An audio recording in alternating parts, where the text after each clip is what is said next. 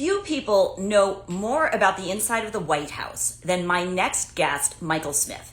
He has been called Decorator in Chief, the go-to interior decorator for the Obamas. He designed the Obama White House, President Obama's Oval Office, and a slew of other celebrity homes. This is just what's public.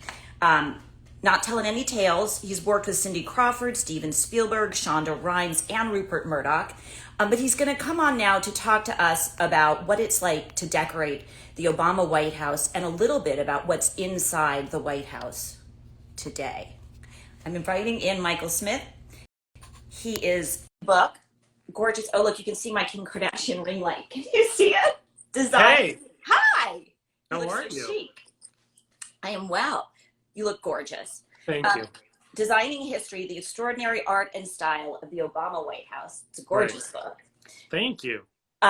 Michael, I want to talk to you about the White House and the design, but I thought we would start with the news because everybody is kind of wondering what President Trump could be doing inside the White House, how, if he's still infectious and wandering around the White House, what kind of exposure other people might have. Can you tell us, like, what's the distance from the residence to the Oval Office, and do you pass a lot of people along the way?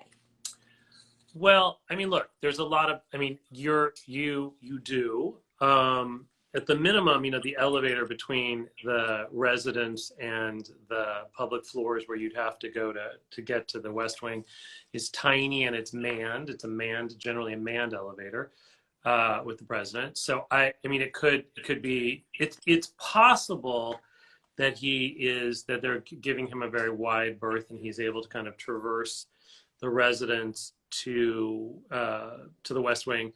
But, you know, you go by a desk that's staffed by Marines to get in, or he would, I mean, look, you could do it. It would be a lot of logistics. A lot of people would have to avoid you, but you could arguably do it. You'd have to, you know, steer, you know, work your own elevator. You'd have to, it's unlikely that you wouldn't come into contact with a lot of people. I mean, the great thing, the blessing and the curse about the White House is you were working above the store. So there are people around. Who knows who's there now? And there's an incredibly dedicated staff of housekeepers, what they call butlers, you know, but housemen who are longtime employees. Many of them have worked there for decades. They're so house proud. They're so discreet. They're so deeply patriotic, and it would be unlikely that they would leave him alone or anyone alone in the residence. Thank you for discussing this, because I wondered if you're a butler, what is the nature of the interaction with the president? And if, for example, somebody feels afraid of being exposed, are they empowered to say no to a request from a president? No one ever says no to a president. You just don't, right? There's all those great stories of every president, but it's like, what's the great story of, like, I think it's like Bill Clinton wanting bananas or something, and they flew someone to get bananas. You get it done. Trail or something. No one says no to a president. I mean, you just don't. But, you know, it could be if there was a dictate saying, this is the situation, we can do this, you know, how do you do that? You know, you could do it. I mean, you could do it. The other thing is, you know, there are naval valets. Every president has naval valets who essentially get his clothes ready, get his wardrobe ready, make sure he's dressed for the day. I mean, that's a military position. And that is part of the gig. So, you know, are those people saying, here's your robe and your jammies and taking off? I mean, it's possible.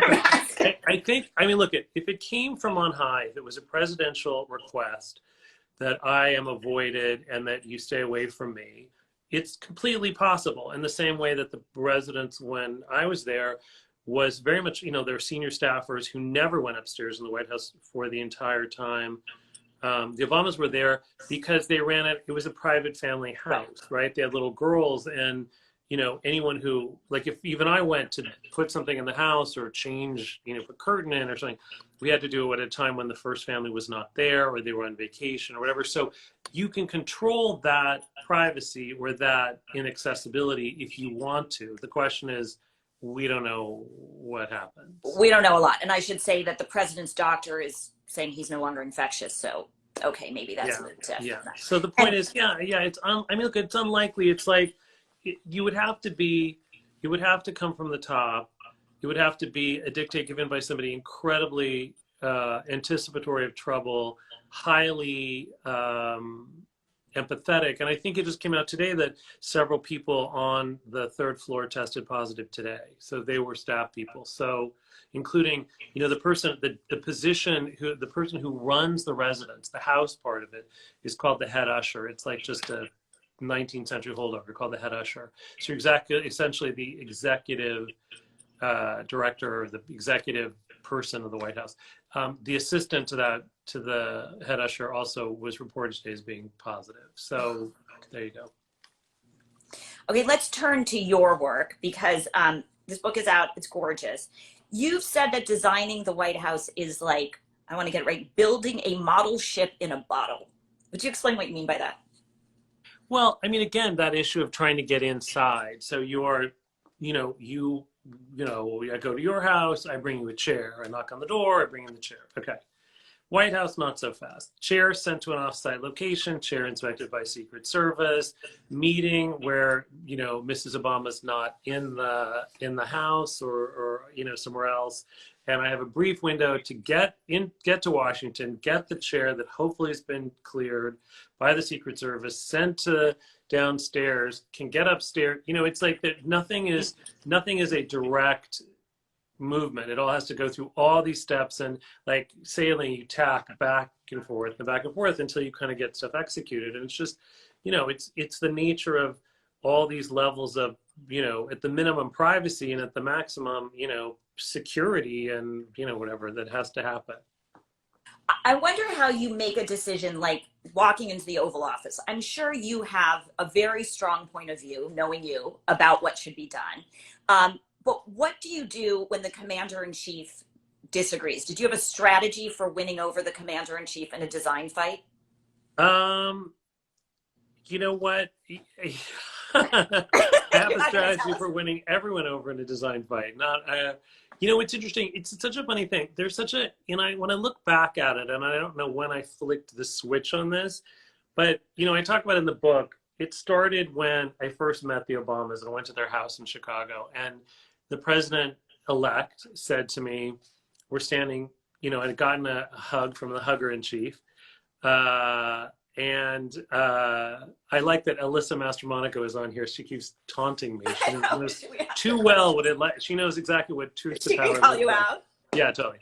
But we were there. So Michelle gave me a hug. The president said, "Listen, at the end of my administration, when all is said and done, you'll be in the book of the history of my administration." And I said, "Let's see how it goes. Let's see how it goes. Not so fast." So, I think even there, the idea is it's set into place this idea that I was sort of realized the only way, and I don't know how I came to this place, but that I could never be afraid to say the truth. I could never be back down on something I deeply believed in. And I think that was one of the success stories of my continuing relationship with him, is that he is unbelievably smart and strong. And to the original top of this conversation, no one says no to the president. And I developed a way to, in the most elegant way possible, say no to the president, or at least have a good reason why, I could argue my point effectively. And oftentimes he would agree, and sometimes he wouldn't. But in the case of certain things, if I really stayed the course, he would begrudgingly let me have it. If it was somehow convinced him that it was his idea first, maybe. You're not going to agree. Tell us about how you decided the look of the Oval Office, because I would imagine that would be an intimidating design challenge. And you made a striking choice. Right. Correct. I think that for me, the thing was to really look at the past. I looked at a bunch of rooms that had been Lincoln's rooms. I looked at the fact that the building, a lot of people don't realize, but the West Wing was originally meant to be a temporary space. It was never meant to be forever. Every president for the last couple presidents they're supposed to close down the building and rework it. no president ever wants to do that, but that's been an ongoing fight for preservation and kind of restoration of the building. But originally the building had burlap kind of wall covering. I think it was green or something. So I looked at all the DNA of the past and kind of came up with something I thought would be, you know, that would be sort of workable for this president, and also just honestly very aware of the fact that, you know, I'd been to his house in Chicago. I saw, look at, he's a super hyper curious book reading, you know, tour. There were sort of souvenirs of their trips all over the world.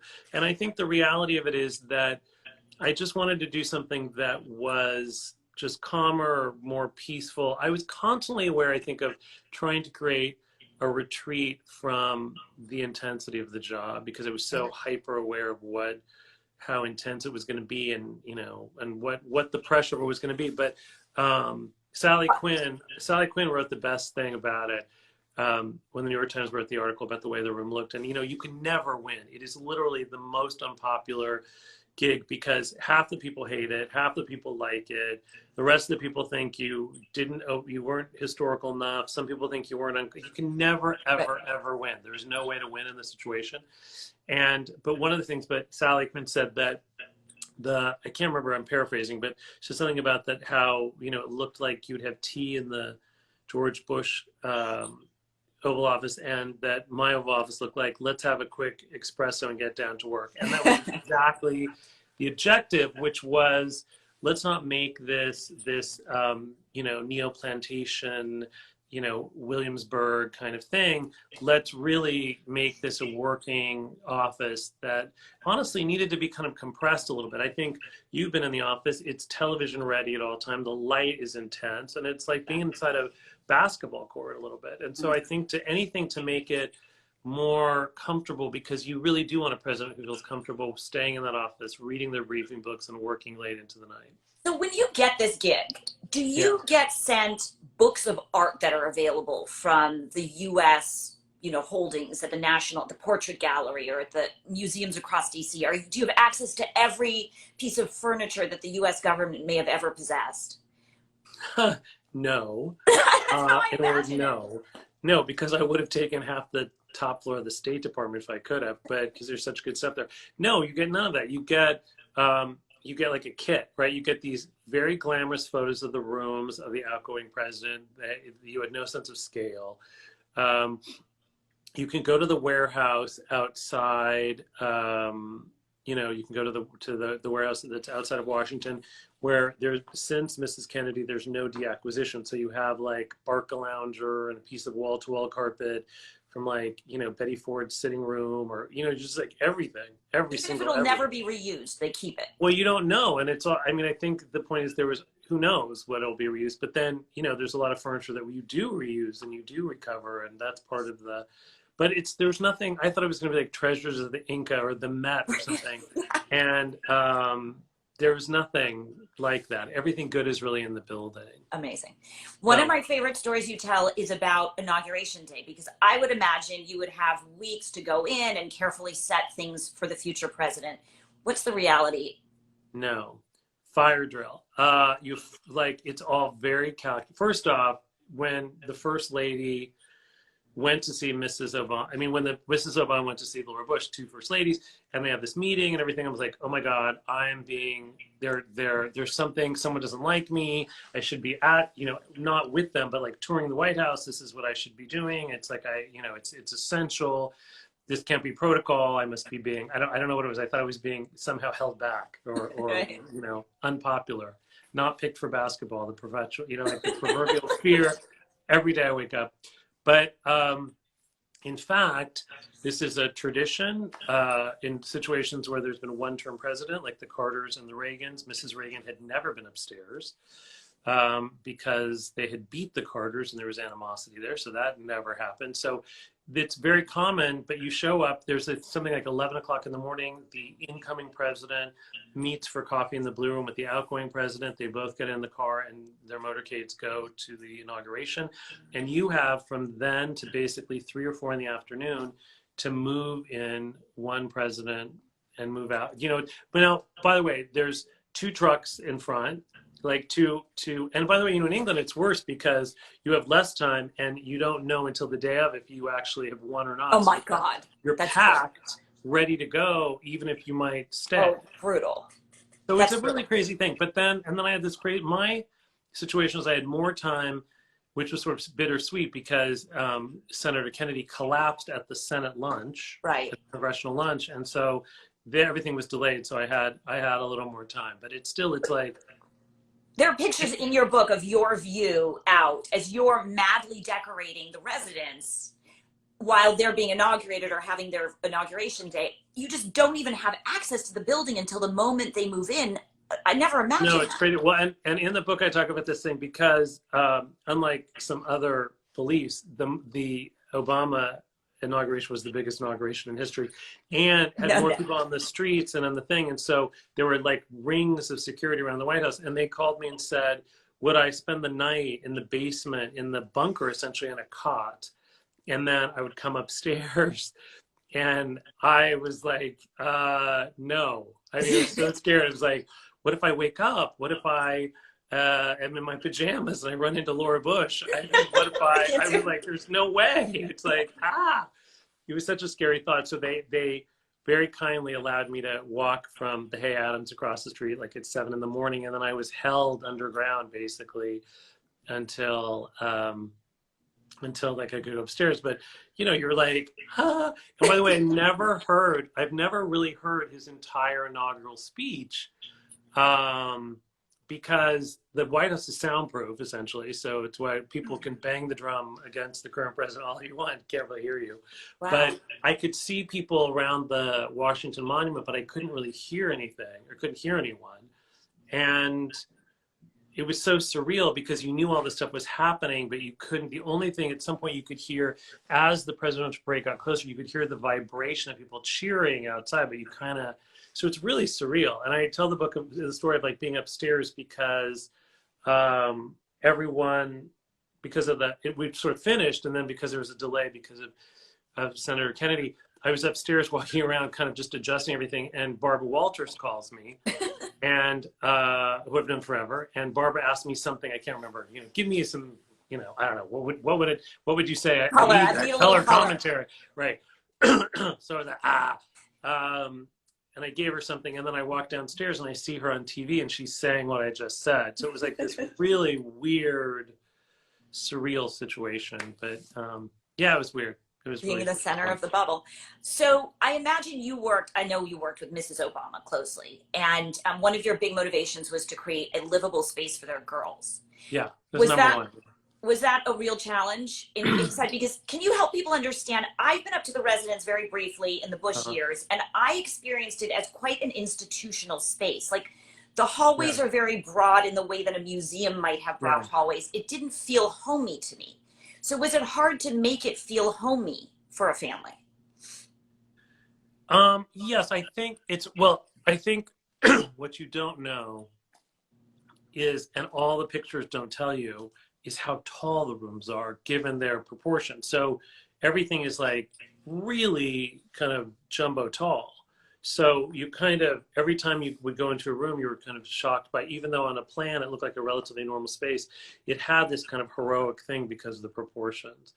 So the answer is yes, it was hard, but I mean, I think often, listen, I think people talk about decorating and the magic of decorating. I mean, a lot of it is honestly technical, right? So I had to hang light fixtures to bring the ceiling down. I had to use wall cover to come, like in the Oval Office, to compress the room.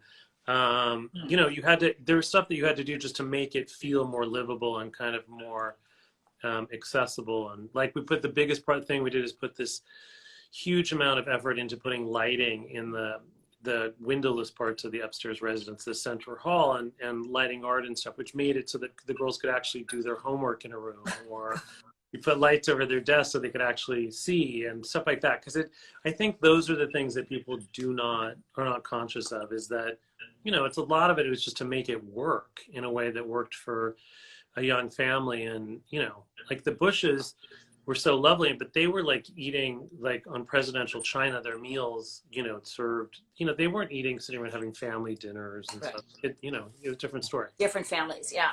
And a lot of this is in the book, and there are pictures of how you made the changes and the lighting challenges. It's fascinating. You also mentioned that you got advice from Nancy Reagan. So I just want to know, how does that work? Were you like phone friends? You just call her up and you're like, Nance, what should I do with this room? Did you have I issues? just looked up in the phone book. No, I mean, the long, inside baseball. Mrs. Reagan was longtime friends with somebody called Casey Ribicoff, who was Abe Ribicoff's widow, and who was someone I was really close to. And I sat next to Mrs. Reagan. They both, I think, had been friendly. I mean, the great sadness of old Washington or now Washington is the loss of bipartisan friendships, of which you have a huge Democrat and a clearly huge Republican, or deeply friendly. Both of them, their husbands both had Alzheimer's, and I think that was a great commonality, but they also really liked each other. And Washington was a small town in those days. You didn't go back to your constituency every weekend. You kind of had to play softball leagues and dinners and all this stuff. And it's one of the reasons I think we're kind of where we are. You never get to play softball with Mitch McConnell like you would in the old days. But a lot of, yeah. Anyway, the point of the story is that I sat next to Mrs. Reagan at Casey's son's wedding. And, Casey said, you should call her. And ask about the White House. And part of it was, listen, she was incredibly helpful and smart, because she clearly is one of the zeniths of the White House, Mrs. Kennedy, Mrs. Reagan, and then my period. But she was great. And she was so wonderful to talk to. And at one point, I talk about it in the book, like I probably had like 10 minutes of stuff to ask her, but I was on the phone for a couple hours when in Europe in the middle of the night, kind of pacing up and down, just talking to her, because she was so great. And, listen, any history obsessive to get to hear someone describe how, after the shooting, Ronnie could have, whatever. I mean, all that stuff is kind of like, wow. It was incredibly helpful and just great to hear it. And then she also was so wonderful, because I think, there was a real appreciation and warmth between Mrs. Obama and Mrs. Reagan. And even in the pictures you see of President Obama kind of, helping Mrs. Reagan walk to, I can't remember what the event was, but, I mean, she understood their charm and what it meant. And I think she was incredibly gracious and lovely, and very much impressed by them. So, well, I think we should ask, our friend Ned has written in with a question, which is, what is the single most imitated, emulated, copied element of the White House design that you and the Obamas conceived? And Alyssa says the stripes, but I want you to answer. The wall, the most copied element of the White House. I mean, I guess it would be, I guess the stripes are a thing. I guess the stripes are a big, I mean, yeah, I think that would make sense. I think that for me, the DNA thing is the apple story, which the idea of having, that people would take the apples. And I think I've told you the story, it's in the book, about how the White House flower shop called me and said, what kind of flowers we're taking away President Bush's flowers, and we're putting in President Obama's flowers. What flowers does he want? And I said, I'm going to send you this wood bowl, this artisan-made bowl, and fill it with apples. And I had no idea that this would become this thing where they would lose like 20 to 30 apples a day. So it never occurred to me that people would take an apple as a kind of keepsake, or they take it away with them, or an Obama apple. An Obama apple. President Obama would eat 2 to 3 a day. It's still on his kind of rider when he does speeches and stuff, that he has golden delicious apples in his dressing room, which makes me laugh because of that. And I think that, it's just, the apple thing was really funny, but it was just so obvious to me, this thoughtful thing of taking the White House and kind of seeing it through the lens of what is an Obama culture, when they're really, what does that even mean? But just trying to think of how to be more thoughtful and how to use every seemingly uninteresting thing as a kind of way to just reinforce, a smarter, better idea, right? Than can't eat mums. No, but actually they've done social science studies. If you put food out in your office, it engages more people to congregate and have office. Oh, really? Yes, I can send you the science. Okay. Fondue. Let's talk about, for a moment, what has changed. Do you know, I mean, I've seen the Trump Oval is quite yellow and gold now. Yeah. Do you know what's changed in the White House? And do you want to talk a little bit about how design can be used to settle scores? Oh, that's such a good question. Well, first, I think I know that there's, everyone knows they have separate bedrooms. It's well known. So that's, I think, public knowledge. I understand that there was a lot of stuff that Mrs. Trump's taste, she likes a lot of white. So I think there were a lot of rooms done with white. We know the bathrooms were redone from Stephanie Winston's book about having the bathrooms redone, which kind of killed me because I loved the way the bathrooms looked. I thought they were great, which predated all of us. And, I don't know. I don't know about, well, the worst thing is, we did this room, which was completely, kind of supported and paid for by this amazing entity called the White House Historical Association, which is completely bipartisan. And really a lot of, they sell books, they sell Christmas tree ornaments. They're kind of an amazing entity that's sort of outside of politics, or they have their own method of getting members and their own fundraising apparatus and stuff. And they built the White House Visitor Center and stuff, which is really beautiful, that Mrs. Obama unveiled and things like that. And they pay for a lot of stuff, like they pay for the dishes, they pay for the restoration of the Blue Room stuff. They had helped us do this, what was called the Old Family Dining Room, which became a receptacle for 20th century art in the building. And now it's a storeroom, which greatest shining feature is that it has unpopular presidential portraits, which is Bill Clinton and George W. Bush, a bipartisanly unpopular presidential storage room. And that was sort of strange and odd because it meant that all this art by women, by LGBT artists, by, incredible, some of the great masters of 20th century art was kind of put in storage or covered up or something. I don't know quite what happened with that, but that was kind of a weird, vengeful thing, I guess. I don't know. I mean, it was, it seemed like a strange thing to take it off the tour and, take the art down, right? Because it was, the whole idea was like, there was the last painting in the White House permanent collection was dated from 1943, and we thought, wow, we should really, bring this up to speed. But so that's, it was kind of weird. It would be weird. I'm glad that the Obama portrait's not hanging there, because it's kind of bad to be sent to like a storeroom. It's like in the closet in the attic. I mean, I guess it's better than putting like a Groucho mask or something on it. Glasses. Yeah, exactly. Anything would be possible. I imagine, though, it's just challenging anyway because you're designing for a 4 or 8 year residency. And right. So there must be like a transitory nature of this that does that bring sadness to you? Is it hard to design something and put so much heart into something that is going to be changed? No, because I think you're still in the moment. It's funny. All these people ask me, well, are you sad? Do you want to go? Does it make you sad? And it's like, it is absolutely a situation that what's going on. You only have 4 years or hopefully right. 8. I mean, also, really honestly, Mrs. Obama was really clear from the beginning, without exception, of how does this work for us, but how does it work for the next family? I mean, I think, we all saw also the way the Bushes were with this kind of idea of, kind of caretaking and moving the building forward and, kind of leaving it in good shape for the next family. And, you see it in everything from, the way that every department and every aspect had huge books of transition. And so I think that's always omnipresent in your head. So you're kind of aware of it. And honestly, I think that the White House, look, I was so fortunate to go to so many things, but I mean, beyond what I went to, it's like kids' state dinners, Latin music things, spoken word things, state, like world leaders visiting, Malia having a sleepover, like, all that stuff, like driving around, cars with, whatever. I mean, it's like there's so much stuff going on in the White House.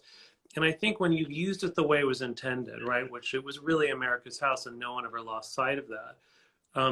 I think, we kind of did it, right? It's sort of like, it's like saying you want to go back to high school. Like, you went to high school and it was great, but you don't want to go back. So I think that's something good. And I think what's great is this book was really helpful for me because there are aspects, I mean, there's a couple of times I cried because stupid stuff that I remembered how I felt, or how heroic, or to call a vendor and say, will you make the dishes for the Obamas, and how that could be changing of someone's career, or, you know, or, Mm. you know, You're how like impact, Oprah. yeah, totally. Exactly. But you could see how you could really impact people in a really amazing way, and just by being thoughtful, how all this stuff would come back to you. And that was exceptional. And then I also think what's weird is, you know, I thought about it a lot lately, is how great that, because it's such a constantly evolving idea at the White House, how great that, like, you know, Malia and Sasha get to have this book and say, well, this is my room when I was a kid. You know, those things are, it's as much for that as it is for me to, you know, look back and remember something that happened. Well, you had an enormously special experience. You also, the Obamas, I know when they left the White House, they traveled, and this is well known, to stay with you guys on the Yeah. departure. Is Yeah. that something you can talk about, what that felt like at the end of their Yeah, no, presidency? I think it it was dramatic. I mean, look at, I think the Obama experience for them, we were at Andrews when they arrived, and we kind of left with them. When Trump was Um, being inaugurated, just so people understand. he'd been inaugurated. They had been there, and then they'd left and come to Andrews. I remember standing in a room at Andrews with all of their most loyal supporters and staff and such who came to say goodbye, and watching that inaugural speech and just being like, oh my God, like just being like, what? Whoa, right? Like just like completely shell shocked. And then we flew to California, to our house. But we have this crazy story where it was the first time in the entire 8 years that Air Force One was diverted, it's because couldn't land, and it was like out of the movie Air Force One. Like it was like, it was, you know, food was flying across the Crazy plane, turbulence. and such terrible turbulence. And I was like, this is a plot. This is a plot. Like I was completely, like I was in a Fox, you know, movie of like something terrible happening. And anyway, it was fine, and we all got there, and it was just surreal. You have to think it was like, we're there, and then there's the women's marches are happening, and like all this stuff is happening. It was not unlike the first inauguration, where you're inside and all this stuff is happening kind of around you at the same time. It was kind of it was weird. It was sort of like upside down day, but it was, you know, it was fine. And then things normaled out, but it was a shocking sort of, I just don't think anybody thought it was gonna, that speech still, it just rattled the hell out of me. But it was, you know, what was the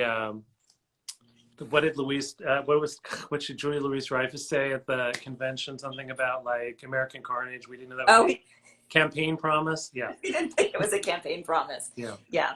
It sort of evened out. It sort of got turbulent for 4 years. So can you give us a prediction of what's ahead? If Biden were to win, do you imagine cool tones, blues, calming us all down? No COVID green. Yeah. I don't know. I mean, I think they're so lovely, the Bidens, and they're so, you know, I mean, I just think I'll take any stability, you know what I mean? Any safe harbor will be good. Yeah, I don't know. I don't know what I think. I think again, because I don't know what's happened inside to date. I don't know how it will be redone or undone, or, you know, over. I don't know. But and we shouldn't measure the drapes. So I wouldn't want to do that right now. No, we don't want to do that. But it is really weird. Someone said to me, well, how's the White House? You know, someone was very critical, and said, well, how's the White House different? You know, what do you think? And I'm like, well, there was never an 8-foot wall around it, and, you know, there was dogs on the lawn, and now there's just protests outside. I mean, it's just you think about how in your head, and it's not even to be critical. It's just like you know, it's so interesting. There's this kind of imaginary weird thing that happens where every Oval Office is the same, even though they're radically different. But in your head, your kind of brain adjusts to it, right? You see it over and over again. So whenever there's a change, you're like, well, how could you change it? It's always looked like that. But if you look at the Clinton version versus the Bush, they're really super different. And I think that exists in the White House in general. But it's interesting to see how the White House becomes almost a lantern of our sense of what the administration is like, right? Because I always think of the White House and the Obama administration as kind of a lantern, right? Light coming out of it, you know, lit up for breast cancer week, and when marriage equality passed, there was a rainbow, and you know, all this stuff. And then you think of it now, just surrounded. You know, you think of the Lafayette Park protests footage, and it just completely changes. But I think that that's normal. I think that that's kind of what happens, and I think that it endures, and to be part of that history, even in a small way, is just such a crazy kind of honor. And you've documented it beautifully in, can people see this? Designing History. I know. Here, look, I have my own, but Yeah, yours is wrapped in like some kind of laminate. I don't know why. We bought a nice, oh, there, it doesn't reflect. Designing History. It's available now for purchase at Rizzoli and Amazon and all other places. The thing about Michael is not only does he have like the most remarkable eye, but a sense of history and such high EQ that the storytelling in the book is actually fascinating. It gives you a window into the White House. It's really good at, and I should say that my friend, who's a wonderful editor, writer, and Margaret Russell, wrote the book with me, and Mrs. Obama wrote a foreword, and Margaret Russell's a news nut noiser. Yes, of course she is. Who wouldn't be? But this is great. But thank you, and I'm as you know, I'm a huge fan of everything you do. Thank you, Michael. You really are. Including your knickknacks behind you. You approve? It's very presidential on the books. I like it. Like you're really studying up. Oh my God, I got a design compliment from Michael Smith. That made my day. Thank you, Michael. Okay. Thanks for being here. I'll see you soon. Such a treat.